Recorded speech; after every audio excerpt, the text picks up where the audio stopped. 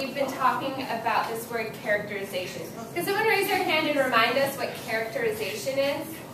Jose, what's characterization? Someone that thinks, does, and Says. Okay. So, yep. So we've got some ways to describe characters. Jose just told us what they do, their actions, what they're thinking, the words that they say, right? I remember we have this poster right here. So it follows the SWOT. Whenever we describe a character, it follows the SWOT. Speech pattern. What they sound like when they're talking. Are they angry? Are they nice? Are they polite? Words. The actual words that they're using in the story. The real quotes. What is it that they're saying to the other characters? Actions. What are they doing in the story? And how does that show us who they are as a person? And finally, thoughts. What are they thinking in the story? How does that show us who they are as a person? So we're going to continue to talk about characterization, how to describe characters. And we're going to use this strategy that we talked about a few days ago, infer. Can someone raise their hand and remind us what infer means? Raise your hand. Giovanni, can you share with us what infer means? To use a background knowledge. Right, so when we describe characters, we're going to infer. We're going to use our background knowledge about the world and about our own lives to understand these characters, the characters in the text, okay? And the text that we're using right now is 7th grade, right? And the character that we're focusing on right now is Victor. Can someone raise their hand and tell us what we know about Victor so far in the story? Abby. That he's brand new student going to culinary school, and not really going to school, and yeah, so that's a great start. So we know that he's starting 7th grade. This is his first day of 7th grade. He's new in 7th grade. What else do we know about him? That he really likes Teresa, right? He's got a big old crush on Teresa, right? And what does he say? What does he say about her? What is he convinced is going to happen, Kevin? Oh, he's trying to make a face.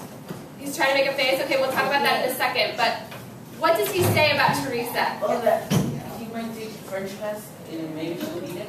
So he's going to take French class so that maybe he could, get next to her, he can talk to her a little bit more. Yes, Theo? Yeah. Right. So this year he's decided Teresa's going to be my girl this year, right? Do we know anything else about him? So Kevin started saying that he's making a face. What's that face? okay. A scowl, right? Everyone give me a scowl. Scowl. So his friends think that if they scowl at girls, then they're going to get their attention, right? And he tried it, and what happened? The girl looked at him, right? So he's like, maybe this works after all. Okay. So today we're going to continue reading this story, and we're going to infer. We're going to use our background knowledge to describe the character of Victor. Okay? And we're going to start off where we left off. I'm going to hand back your stories. And what we're going to do is I'm going to read part of it, and I'm going to model for you how you're going to do this, how you are going to describe this character. Yesterday we used highlighters. I was not so pleased with how you guys handled the highlighters, so we're not going to do highlighters today. Instead, anytime you see a description of Victor, remember, speech patterns, words, actions, or thoughts, you're going to underline it, right? You're going to underline it and put a V next to it so we know that that's Victor, because we don't want to get confused with the other characters, okay? So what we're going to do, and I'll write this on the board, is as I'm reading, I will be reading a piece of the story where we left off. And what you're going to do is underline character descriptions and then put a B next to it for Victor.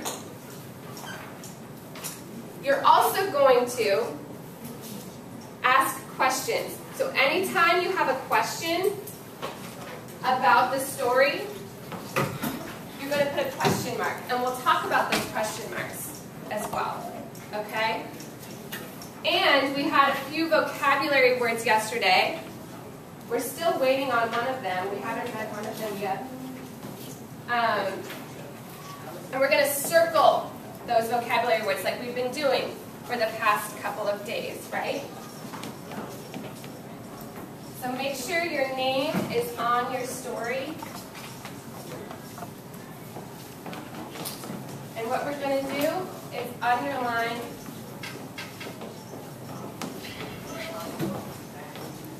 character descriptions.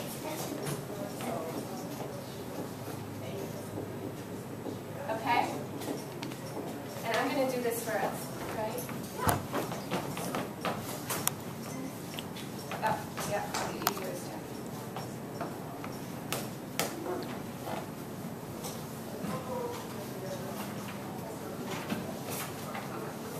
I'm going to turn off the lights a little bit so we can see it a little bit better. Okay, so I'm going to read a little tiny bit. Okay, never mind, I'm going to leave it on. Okay, so we're going to read a little tiny bit of what we read yesterday to kind of get us into the rest of it. Okay? So it says, in homeroom, roll was taken. Emergency cards were passed out. And they were given a bulletin to take home to their parents. The principal, Mr. Belton, spoke over the crackling loudspeaker, welcoming the students to a new year, new experiences, and new friendships. The students squirmed in their chairs and ignored him. They were anxious to go to first period.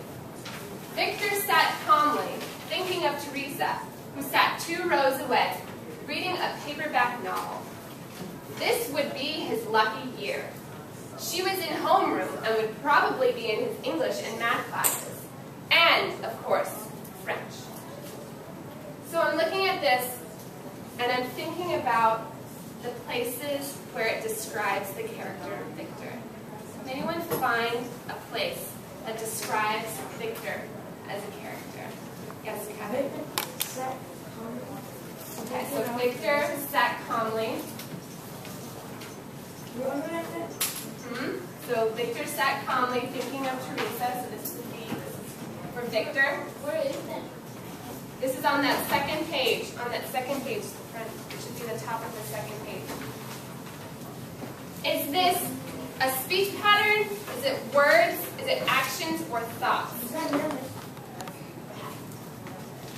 Victor sat calmly thinking of Teresa. It's actions. It's an action, right? So I might tell myself that this is an action. This is what he's doing. So he sat calmly thinking of Teresa. Yes? Can I say that I'm right? Uh-huh, yeah. He's trying to be little Romeo.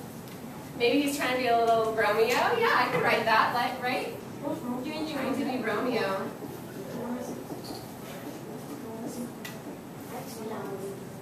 So good readers, strong readers, make notes like this in the margin. They make connections with the story. That's a really great connection. Maybe he's trying to be a little like Romeo, from Romeo and Juliet. It's at the top of the second page. Can anyone else find a description of him, of Victor? Yes, Abby.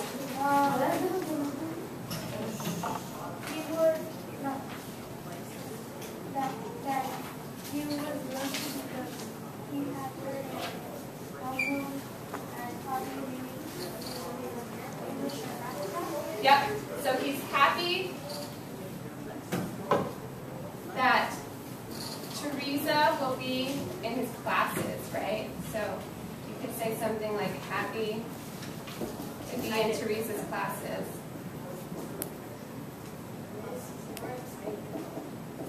And excited. Yeah, I like that word too. So he's happy and excited to be in Teresa's classes. Why? What does that show us about him?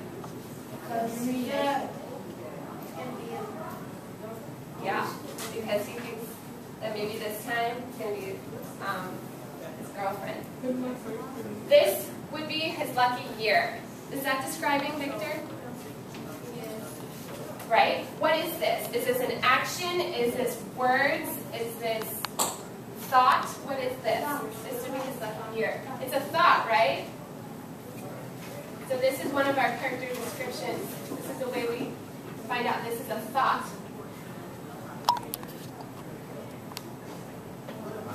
So he's thinking that this year will be his lucky year.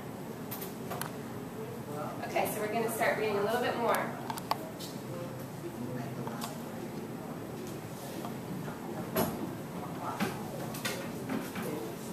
So it says, the bell rang for first period, and the students herded noisily through the door. Only Teresa lingered, talking with the homeroom teacher. So you think I should talk to Mrs. Gaines? She asked the teacher. She would know about ballet. She would be a good bet, the teacher said, then added, or the gym teacher, Mrs. Garza. Victor lingered, keeping his head down and staring at his desk. He wanted to leave when she did, so he could bump into her and say something clever. He watched her on the sly, and as she turned to leave, he stood up and hurried to the door, where he managed to catch her eye. She smiled and said, "Hi, Victor." I'll read a tiny bit more. He smiled back and said, "Yeah, that's me." His brown face flushed. Why hadn't he said, "Hi, Teresa," or "How was your summer?" or something nice? Okay. Can we find anywhere in here descriptions of Victor, of him as a person? Think about it for a second. Is there anything in here that describes him? Yes, Kevin? His brown face. So that is appearance, right? That doesn't really tell us who he is as a person. It tells us what he looks like, which is also important. But we're looking for things that tell us who he is as a person. Yes, Gio? He could bump into her. So he wants to bump into her, right? Right there.